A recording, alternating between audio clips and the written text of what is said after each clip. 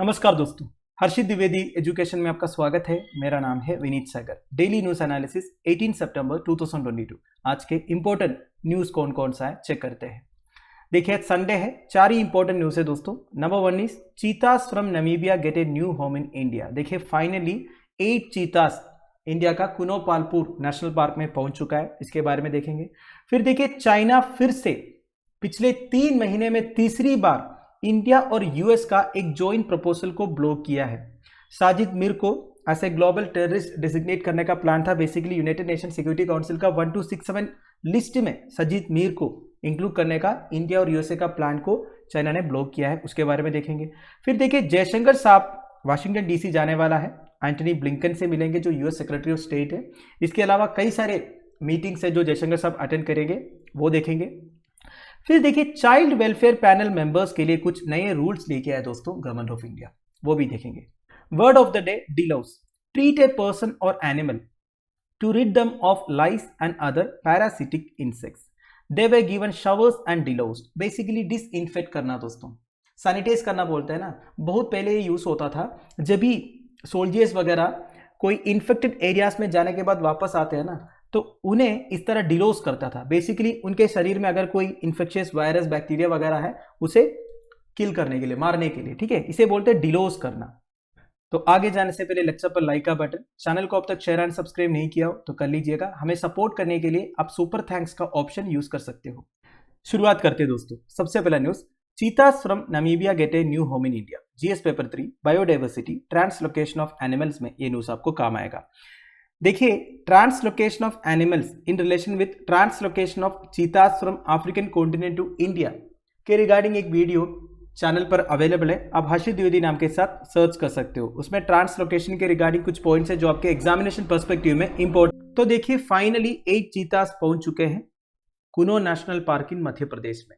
सितंबर 17 को prime minister Narendra Modi ji ने इन्हें रिलीज किया है। वैसे सितंबर 17 प्राइम मिनिस्टर नरेंद्र मोदी जी का जन्मदिन भी था। इनमें से 5 फीमेल हैं। इन्हें लेके आया है विंथोइक नमीबिया से। इन्हें 1 महीने के लिए स्पेशली डिजाइंड एंक्लोजर में रख दिया जाएगा जहां पे इनके मूवमेंट्स को ट्रैक किया जाएगा, क्योंकि देखिए क्लाइमेटाइज होने में टाइम तो लगेगा। इन्हें रेडियो कॉलरिंग किया हुआ है। बेसिकली इनके मूवमेंट्स को ट्रैक करने के लिए गर्दन में एक कॉलर पहनाते हैं दोस्तों, इसे रेडियो कॉलर बोलते हैं। और हर एक एनिमल के लिए डेडिकेटेड ट्रैकिंग टीम भी है। Team of wild life scientist है, बायोलॉजिस्ट है एंड ए रिनॉन्ड जोलॉजिस्ट है दोस्तों लोरी मार्कर। इनका भी हेल्प लिया जाएगा। वैसे Laurie Marker is the founder of cheetah conservation fund which has worked on restoring the species in Africa. तो अफ्रीका में चीता स्पीशीज को रिस्टोर करने में लोरी मार्कर ने काफ़ी काम किए हैं, इसलिए इनका हेल्प लिया हुआ है दोस्तों। वैसे जो चीता को इंट्रोड्यूस किया है इंडिया में, it is being done under project चीता, ठीक है। एनवायरमेंट मिनिस्ट्री के हिसाब से पहली बार इतना बड़ा एक कार्निवोरस स्पीशीज को ट्रांसलोकेट किया जा रहा है दोस्तों, ठीक है। वैसे 2005 से ये प्लान चल रहा था, जब centre for cellular and molecular biology Hyderabad ने ये प्लान लेके आया था कि इस तरह चीता को रीइंट्रोड्यूस करना चाहिए करके। पहली बार हमने ईरान से पूछा था, पर यह प्रोजेक्ट बंद ही हो गया था क्योंकि ईरान ने मना किया था।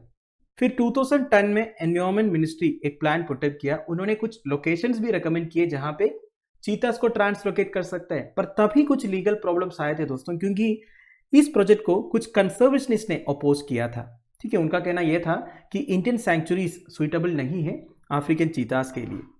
वैसे ये जो कुनो पालपुर है जहाँ पे अभी चीतास का ट्रांसलोकेशन हुआ है, इसे पहले रिकमेंड किया था as a second home for the Asiatic lions in Gir. आपको पता होगा दोस्तों एशियाटिक लायंस केवल गिर वाइल्ड लाइफ सेंचुरी में है, उन्हें भी उधर से ट्रांसलोकेट करने का प्लान था, जैसे कि कुनो पालपुर नेशनल पार्क इन मध्य प्रदेश में। और सुप्रीम कोर्ट ने अलो भी किया था, पर इसके बावजूद गुजरात गवर्नमेंट ने अपोज किया है। अभी तक कुनो पालपुर वाइल्ड लाइफ सेंचुरी या नेशनल पार्क में एशियाटिक लायंस का ट्रांसलोकेशन हुआ नहीं है। फिर देखिए 2012 में सुप्रीम कोर्ट एनवायरमेंट मिनिस्ट्री का प्रोजेक्ट चीता के ऊपर स्टे इंपोज किया, मतलब फिर से यह काम रुक गया था। 5 साल बाद 2017 में national tiger conservation authority proposal को रिवाइव किया। फिर से सुप्रीम कोर्ट को रिक्वेस्ट किया अपना ऑर्डर को क्लैरिफाई करने के लिए। फाइनली 2020 में सुप्रीम कोर्ट ने स्टे को रिमूव किया और प्रोजेक्ट चीता को अलाउ किया। So this paved the way for the first batch of चीतास। तो हर साल 10 से 12 चीतास आएंगे दोस्तों African countries like south Africa and Namibia से, एंड अराउंड 35 को लेके आना पड़ेगा दोस्तों इधर एक सस्टेनेबल पॉपुलेशन क्रिएट करने के लिए। अगर ये इनिशिएटिव सक्सेसफुल हो जाता है दोस्तों, then India will be home to 4 wild cats. Already India में टाइगर है, लायन है, लेपर्ड है, केवल चीता नहीं है। जब चीता का भी एक सस्टेनेबल पॉपुलेशन क्रिएट होगा इंडिया में, then India will be home to 4 wild cats, that is tiger, lion, leopard and cheetah. Finally, cheetahs extinction in India. India में से चीतास का एक्सटिंक्शन हुआ था 2 मेजर रीजंस की वजह से। वन इज हैबिटेट लॉस, इनको रहने के लिए जगह नहीं बच रहा था। दूसरा हंटिंग। चीतास का एक्सटिंक्शन ऑफिशियली डिक्लेयर हुआ था 1952 को। वैसे एक इंडियन प्रिंस थे, महाराजा रामानुज प्रताप सिंह देव। He is widely believed to have killed the last 3 recorded cheetahs in India in the late 1940s. अब देखिए, लेट 1940s तक केवल 3 चीतास बचे हुए थे, उनको भी शिकार किए थे महाराजा रामानुज प्रताप सिंह देव। अब देखिए दोस्तों, केवल इनकी गलती नहीं है। 1920th सेंचुरी में वाइल्ड एनिमल्स का एक्सेसिव हंटिंग होता था। एक तो हमारे राजा रजवाड़े लोग करते थे, दूसरा ब्रिटिश ऑफिसर्स भी करते थे, केवल प्लेजर के लिए। ठीक है, तो ये सब रीजन से चीता का एक्सटिंक्शन का केवल महाराजा रामानुज प्रताप सिंह देव की गलती नहीं है। पर हर जगह इनका नाम लिखा रहता है दोस्तों, पता नहीं क्यों। इसलिए लिखा है कि लास्ट में जो 3 चीता बचे हुए थे, इनको इन्होंने मारा था। ठीक है, now one of the oldest of big cat species with ancestors dating back about 8.5 million years, cheetahs once roamed widely throughout Asia and Africa in great numbers। देखिए दोस्तों, इनकी जो लेगेसी है वो 8.5 मिलियन ईयर्स पुराना है। तो एक टाइम पर एशियन कॉन्टिनेंट में, अफ्रीकन कॉन्टिनेंट में ग्रेट नंबर्स में रहते थे जो चीतास है। पर अभी के हिसाब से केवल 7,000 चीतास बचा हुआ है, वो भी अफ्रीकन सवनास में है। सवनास मतलब जो अफ्रीका में ग्रासलैंड्स है।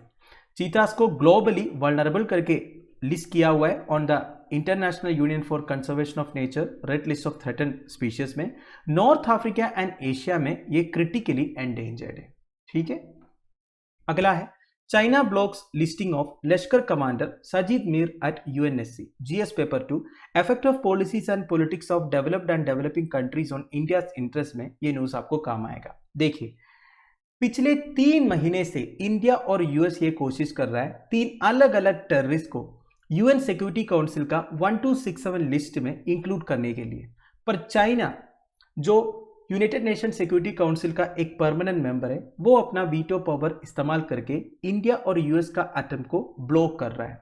वैसे लेटेस्ट टेररिस्ट का नाम है सजीद मीर। ये वांटेड है for the 26/11 Mumbai terror attacks as well as attacks in United States of America and Denmark. अभी के हिसाब से सजीद मीर पाकिस्तान जेल में है दोस्तों। इसे टेरर फिनेंसिंग के लिए कन्विट किया हुआ है। Now United Nations security Council का 1267 कमेटी के बारे में मैं आपको बता देता हूँ। इसे सेटअप किया था 1999 में और ये स्ट्रेंथन हुआ था after 9/11 terrorist attacks on world trade centre and pentagon. इस कमेटी को दाइश एंड अल कायदा सैंक्शंस कमेटी भी बोलते हैं दोस्तों। और इस कमेटी में all permanent and non permanent members of United Nation Security council है। मतलब जो 5 परमानेंट मेंबर्स है और जो 10 नॉन परमानेंट मेंबर्स है, वो इस कमेटी में मेंबर हैं। The 1267 list of terrorist is a global list. देखिए, 1267 लिस्ट में कोई भी एक टेररिस्ट को इंक्लूड करने से वो ग्लोबल टेररिस्ट बन जाएगा। तो उसके ऊपर काफी सारे इंडिविजुअल सैंक्शंस इंपोज हो जाएगा। ठीक है, तो वही इंडिया एंड यूएस चाहते हैं दोस्तों। वैसे अभी के हिसाब से इस लिस्ट में 100% पाकिस्तानी नेशनल्स एंड रेजिडेंट्स है। तो किसी भी एक टेररिस्ट को 1267 लिस्ट में इंक्लूड करने का प्रोसेस क्या है? देखिए, any member state can submit A proposal for listing an individual group और एंटिटी। अब देखिए, कोई भी मेंबर स्टेट एक प्रपोजल पुटअप कर सकता है एक इंडिविजुअल को या फिर एक ग्रुप को या फिर एक एंटिटी को इस लिस्ट में इंक्लूड करने का। And the 1267 committee meets as required with a notice of 4 working days. तो देखिए, 1267 कमिटी को अगर मीट करना है तो 4 वर्किंग डेज का नोटिस देना पड़ेगा। मतलब 4 दिन पहले सारे मेंबर्स को बताना पड़ेगा कि मीटिंग है। ठीक है, now decisions on listing and delisting are adopted by consensus. मतलब सारे जो मेंबर्स है वो मानेंगे तभी किसी को आप इस लिस्ट में इंक्लूड कर सकते हैं या फिर रिमूव कर सकते हैं। समझ गए? इसलिए चाइना ये खेल खेल रहा है दोस्तों। Now the proposal is sent to all the members and if no member objects within 5 working days the proposal is adopted and objection means contents for the proposal. अब देखिए दोस्तों, जब प्रपोजल पुटअप होता है सारे members को notice भेजते हैं। अगर कोई 5 वर्किंग डेज के अंदर ऑब्जेक्ट नहीं करते हैं तो ऑटोमेटिकली वो प्रपोजल अडॉप्ट हो जाएगा। पर अगर कोई भी मेंबर एक ऑब्जेक्शन रेज करते हैं तब वो प्रपोजल पास नहीं होगा। Now any member of the committee may also put a technical hold on the proposal. आपको शायद याद होगा, इससे पहले जब इंडिया और यूएस ने कोशिश किया था दूसरा एक टेररिस्ट को 1267 में इंक्लूड करने के लिए, तब चाइना ने टेक्निकल होल्ड इंपोज किया था। टेक्निकल होल्ड इंपोज करने का मतलब यह होता है वो पर्टिकुलर कंट्री को वो पर्टिकुलर टेररिस्ट के बारे में और इंफॉर्मेशन की जरूरत है। जब तक टेक्निकल होल्ड रहेगा वो मैटर पेंडिंग रहेगा। पर ऐसा भी नहीं है, टेक्निकल होल्ड का कोई टाइम लिमिट नहीं है, 6 महीने का टाइम लिमिट है। 6 महीने के अंदर जो भी डिसीजन है वो बताना पड़ेगा। 6 महीने के बाद 3 महीने का एक्सटेंशन भी मिल सकता है। ठीक है, अब बात यह है दोस्तों, टेक्निकल होल्ड को वो पर्टिकुलर कंट्री ऑब्जेक्शन में भी बदल सकता है। अगर ऑब्जेक्शन रहेगा तो कभी भी उसे 1267 लिस्ट में इंक्लूड नहीं कर पाएंगे। तो समझ रहे हैं ना, अगर चाइना नहीं मानेंगे तो 1267 लिस्ट में किसी को भी इंक्लूड नहीं कर पाएगा। सिंपल सी बात है। अब वापस टॉपिक पर आते हैं। Now the important point is, अब तो समरखंड उज्बेकिस्तान में शंघाई कोऑपरेशन ऑर्गेनाइजेशन का मीटिंग चल रहा है, जहां पे प्राइम मिनिस्टर नरेंद्र मोदी जी है, चाइनीज प्रेसिडेंट जी जिनपिंग है, रशियन प्रेसिडेंट व्लादिमीर पुतिन है। उधर तो एससीओ मेंबर कंट्रीज ने ये एग्री किया है कि स्ट्रॉन्ग एंड कंसोलिडेटेड एक्शन लेंगे टेररिज्म के अगेंस्ट। और China United Nation Security council में जाके क्या कर रहा है, टेररिज्म को सपोर्ट कर रहा है कि नहीं। वैसे जो टेररिस्ट है साजिद मीर, ये 26/11 अटैक्स के अलावा काफी सारे अटैक्स में इन्वॉल्व रहा है, जैसे कि डैनिश न्यूज़पेपर को अटैक किया था ओवर ब्लास्फेमस कार्टून्स। आपको शायद याद होगा, प्रॉफेट मोहम्मद के ऊपर कार्टून्स बनाए थे डैनिश न्यूज़पेपर ने, तब अटैक्स हुआ था। फिर देखिए Australian nuclear and military installations के ऊपर अटैक हुआ है। France and United States of America में से टेररिस्ट को रिक्रूट किया है। एंड वर्जीनिया पेंटबॉल जिहाद केस में भी इन्वॉल्व है, जहां पे ये लश्कर तोयबा ऑपरेटिव्स को ट्रेन किया था एट ए पेंटबॉल फैसिलिटी। आप दोस्तों जोक ऑफ द ईयर सुनोगे। दिसंबर 2021 तक पाकिस्तानी ऑफिशियल्स ने यह बोला था कि साजिद मीर का डेथ हुआ है। अब पूरी दुनिया तो पागल नहीं है, सबको तो पता है पाकिस्तान कितना सच बोलते हैं। तो जब इंटरनेशनल प्रेशर आया तो पाकिस्तान ने अपना स्टेटमेंट बदला और इसी साल ये बोला कि साजिद मीर जिंदा है, हमने उन्हें अरेस्ट किया है और 6 अलग अलग टेररिज्म रिलेटेड केस में उसे कन्विक्ट किया है। इतने महान लोग हैं हमारे बगल में। पाकिस्तान जब तक रहेंगे तो टेररिज्म खत्म होने का कोई सवाल नहीं उठता। ठीक है, ये तो बच्चे बच्चे भी जानते हैं। वैसे इससे पहले 2 बार चाइना ने इंडिया और यूएस का ज्वाइंट प्रपोजल को ब्लॉक किया था। इससे पहले इंडिया और चाइना ने प्रपोज किया था लश्कर तोयबा डिप्यूटी चीफ अब्दुल रहमान मक्की को and Jaish e Mohammed deputy chief Rauf Asghar को 1267 लिस्ट में इंक्लूड करने का, पर चाइना ने ब्लॉक किया है दोस्तों। वैसे 1267 लिस्ट में इंक्लूड करने से क्या होगा? The listing mandates countries to ensure that named terrorist is prosecuted. तो देखिए 1267 लिस्ट में कोई भी एक टेररिस्ट का नाम इंक्लूड करने से उसे प्रोसिक्यूट करना जरूरी है। उस कंट्री के ऊपर इंटरनेशनल प्रेशर होगा।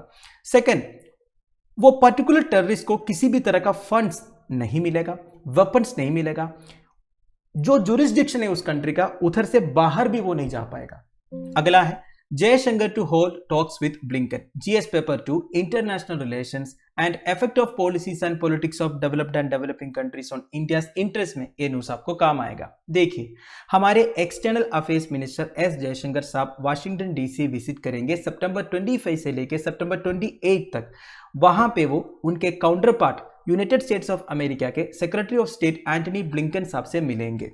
नाउ वैसे 77th session of United Nations general assembly भी होने वाला है दोस्तों, उधर भी इंडियन डेलीगेशन को मिस्टर जयशंकर साहब ही लीड करेंगे। ठीक है, नाउ एंटनी ब्लिंकन के साथ जयशंकर साहब क्यों मिल रहा है दोस्तों? क्योंकि देखिए recently United States of America $450 million का एक पैकेज अनाउंस किया है पाकिस्तान के लिए। Basically United States of America काफी पहले F-16 फाइटर जेट फ्लीट दिए थे पाकिस्तान को, तो उसी F-16 फाइटर जेट का मॉडर्नाइजेशन के लिए यूएस ने अभी ये $450 मिलियन का पैकेज अनाउंस किया है। तो जब से यूनाइटेड स्टेट्स की तरफ से ये अनाउंसमेंट आया है तब से गवर्नमेंट ऑफ इंडिया अपने कंसर्न्स रेज किया है। वैसे recently US deputy secretary of state new Delhi आए थे तो उनसे ये बात पूछा था, तो उनका क्लैरिफिकेशन ये था कि हम पाकिस्तान को कोई नए एयरक्राफ्ट नहीं दे रहे, केवल जो एयरक्राफ्ट हमने ऑलरेडी दे रखे हैं उसका मॉडर्नाइजेशन के लिए हम ये $450 मिलियन का पैकेज रिलीज करने वाला है। पर देखिए दोस्तों बात यह है ना कि पाकिस्तान का F-16 fighter jet fleet modernise करने का मतलब क्या हो गया? वो सबसे पहले तो हमारे अगेंस्ट यूज करेंगे, वैसे देखा जाएगा तो सालों पहले जब United States of America F-16 fighter jets जब पाकिस्तान को दिए थे, तब यूनाइटेड स्टेट्स का क्लैरिफिकेशन ये था, टेररिज्म के अगेंस्ट फाइट करने के लिए हम पाकिस्तान गवर्नमेंट को सपोर्ट कर रहे हैं। पर देखिए सीधी सी बात है दोस्तों, टेररिज्म के अगेंस्ट तो कुछ भी नहीं हो रहा है, पर इंडिया के अगेंस्ट वो 100% यूज करेंगे, मौका आने का वेट कर रहा है। तो ये बात इंडिया को भी पता है कि नहीं? टेररिज्म को तो पाकिस्तान सपोर्ट कर रहा है। तो ये सबके बारे में क्लैरिफिकेशन के लिए एक्चुअली यूएस की स्ट्रैटेजी क्या है, ये पता करने के लिए अब हमारा external affairs minister S Jaishankar साहब एंटनी ब्लिंकन से मिलेंगे। इसके अलावा भी कई सारे मीटिंग्स जयशंकर साहब अटेंड करेंगे, जैसे कि G4 पार्टनर्स का मीटिंग है। G4 पार्टनर्स कौन कौन है? India, Brazil, Japan and Germany. इनका मेजर डिमांड यह है दोस्तों, यूनाइटेड नेशन सिक्योरिटी काउंसिल में रिफॉर्म्स होना चाहिए। बेसिकली आप सबको पता होगा, यूनाइटेड नेशन सिक्योरिटी काउंसिल में जो 5 परमानेंट मेंबर्स है, USA, UK, France, Russia and China, इनका वीटो पावर है। यूनाइटेड नेशन सिक्योरिटी काउंसिल में कोई भी डिसीजन लेना है तो ये 5 परमानेंट मेंबर्स का सपोर्ट की जरूरत है। अगर कोई भी एक मेंबर ना बोलेंगे तो नहीं हो सकता। वैसे यूनाइटेड नेशन सिक्योरिटी काउंसिल में अभी के हिसाब से 5 परमानेंट मेंबर्स है और 10 नॉन परमानेंट मेंबर्स है, जो हर 2 साल में रोटेट होता है। पर देखिए यूनाइटेड नेशन सिक्योरिटी काउंसिल में कोई भी डिसीजन पास होना है तो टोटल 9 मेंबर्स का वोट चाहिए, मतलब 15 में से 9 मेंबर्स का वोट चाहिए, और इसके साथ साथ 5 परमानेंट मेंबर्स का अप्रूवल भी चाहिए। तो यह सब नहीं होना चाहिए। जो टोटल नंबर ऑफ सीट्स है ये 15 से 25 होना चाहिए। ये सब G4 पार्टनर्स का डिमांड है दोस्तों, ठीक है। इससे पहले भी हमने G4 पार्टनर्स के बारे में डिस्कस किया है। इन्हें शायद कॉफी क्लब भी बोलते हैं, एक बार पता कीजिएगा, ठीक है। I am not so sure, मैं भूल गया, बहुत पहले पढ़ा था कहीं। इसके बाद मिस्टर जयशंकर साहब अटेंड करेंगे high level meeting of L69 group on reinvigorating multilateralism and achieving comprehensive reform of the UN Security Council. देखिए इसके अलावा एक L69 ग्रुप है, ये भी यूएन सिक्योरिटी काउंसिल का कॉम्प्रिहेंसिव रिफॉर्म्स के बारे में बात करते हैं। ये जो L69 ग्रुप है, इसमें डेवलपिंग कंट्रीज है दोस्तों, from Asia, Africa, Latin America, Caribbean and small island developing states. इनका भी मेजर डिमांड ये है दोस्तों, reforms of the United Nation Security Council. इसके बाद mister Jaishankar will address an event India at 75 showcasing India UN partnership in action, जिसमें India's contribution in the field of South south cooperation के बारे में बात किया जाएगा। अब ये साउथ साउथ कोऑपरेशन क्या है दोस्तों? देखिए काफी सारे इंटरनेशनल ग्रुपिंग्स के बारे में आपको इस पर्टिकुलर न्यूज से पता चल रहा है, ध्यान दीजिएगा, सारे इंपॉर्टेंट है, ठीक है। Now south south cooperation basically इसे ग्लोबल साउथ भी बोलते हैं। It is a term often used to identify the regions of Latin America, Asia, Africa and Oceania. देखिए अगर आप ग्लोब देखोगे तो आपको पता चलेगा नॉर्थर्न साइड में जितने कंट्रीज है, बेसिकली यूरोप हो गया, रशिया हो गया, यूनाइटेड स्टेट्स ऑफ अमेरिका हो गया, कनाडा हो गया, वो सारे जो है डेवलप्ड है। अगर आप सथर्न साइड ऑफ द ग्लोब देखोगे उसमें मैक्सिमम आपको डेवलपिंग इकोनॉमीज देखने को मिलेगा। तो ये जो सथर्न साइड में कंट्रीज है, इनके बीच में कोऑपरेशन इंश्योर करने का एक ग्रुपिंग है दोस्तों, साउथ साउथ कोऑपरेशन, ठीक है। इसके अलावा mister Jaishankar will represent India at ministerials of the Quad में कौन कौन मेंबर्स है? India, US, Japan and Australia. फिर आईबीएसए में इंडिया, ब्राजील, साउथ अफ्रीका। फिर ब्रिक्स में Brazil, Russia, India, China, South Africa. फिर सेलाक मतलब कम्युनिटी ऑफ लैटिन अमेरिकन मतलब जो साउथ अमेरिकन कॉन्टिनेंट में कंट्रीज है, एंड कैरिबियन स्टेट्स मतलब South American continent and North American continent के बीच में जो कैरिबियन सी है, which is part of the Atlantic Ocean. Caribbean Sea में जो स्टेट्स है उनका और लैटिन अमेरिका का एक कम्युनिटी है दोस्तों, सेलाक। फिर कैरिकॉम बेसिकली कैरिबियन कम्युनिटी है। तो ये सबके मिनिस्टीरियल मीटिंग भी होगा दोस्तों, जिसमें मिस्टर जयशंकर साहब अटेंड करेंगे। अगला है new rules for child welfare panel members, GS paper 2, government policies and issues arising में न्यूज आपको काम आएगा। जुवेनाइल जस्टिस एक्ट 2015 के अंडर कुछ रूल्स को रीजनली अमेंड किया गया। तो मेजर अमेंडमेंट्स क्या क्या है वो हम चेक करते हैं। चाइल्ड वेलफेयर कमिटीज के बारे में आपने सुना होगा, this is part of juvenile justice act 2015। Child welfare committees का काम ये रहता दोस्तों, to give necessary directions for care and protection of children who are abused, exploited, abandon और ऑर्फन। तो ऐसे बच्चे जिन्हें अब्यूज किया जाता है, जिन्हें एक्सप्लॉइट किया जाता है, जिन्हें अबैंडन किया जाता है, जो ऑर्फन है, उनका care and protection child welfare committees का रेस्पॉन्सिबिलिटी है। तो सबसे पहला अमेंडमेंट ये आया है कि चाइल्ड वेलफेयर कमेटी में जितने मेंबर्स है वो फॉरेन फंड्स रिसीव नहीं कर पाएंगे कोई भी इंडिविजुअल या ऑर्गेनाइजेशन से। सो जुवेनाइल जस्टिस एक्ट 2015 के हिसाब से the CWC will function as a bench and shall have the powers conferred by the Code of Criminal Procedure 1973 on a metropolitan magistrate और a judicial magistrate of first class. तो Code of Criminal Procedure 1973 के हिसाब से जो powers metropolitan magistrate और a judicial magistrate of first class के पास है वो सब CWC मेंबर्स के पास भी होगा। वैसे foreign contribution regulation act 2010 certain categories of people को बार किया हुआ है फॉरेन फंड्स रिसीव करने से, जैसे कि कैंडिडेट्स स्टैंडिंग फॉर इलेक्शंस, अगर कोई कैंडिडेट इलेक्शंस के लिए खड़ा हो रहा है वो नहीं रिसीव कर सकते, जजेस रिसीव नहीं कर सकते, गवर्नमेंट एम्प्लॉइज रिसीव नहीं कर सकते, member of any legislature, political parties, journalist, media organisations भी रिसीव नहीं कर सकते।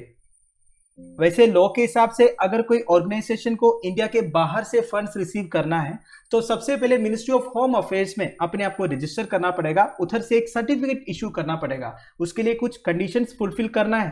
एट द सेम टाइम उन्हें एक अकाउंट खोलना पड़ेगा स्टेट बैंक ऑफ इंडिया का न्यू दिल्ली में एक डेसिग्नेटेड ब्रांच में, मतलब उसी ब्रांच में एक अकाउंट खोलना है, वही अकाउंट में पैसे रिसीव करना है और जो पैसे रिसीव करेंगे वो कहां पे यूटिलाइज हो रहा है ये भी बताना होगा। ऐसा है तो जितने पॉलिटिकल पार्टी से हमारे देश में वो बाहर से फंड्स रिसीव ही नहीं कर पाएंगे, तो इसलिए हमारा मिनिस्ट्री ऑफ होम अफेयर्स ने स्मार्टली खेला है, उन्होंने एक रूल को चेंज किया।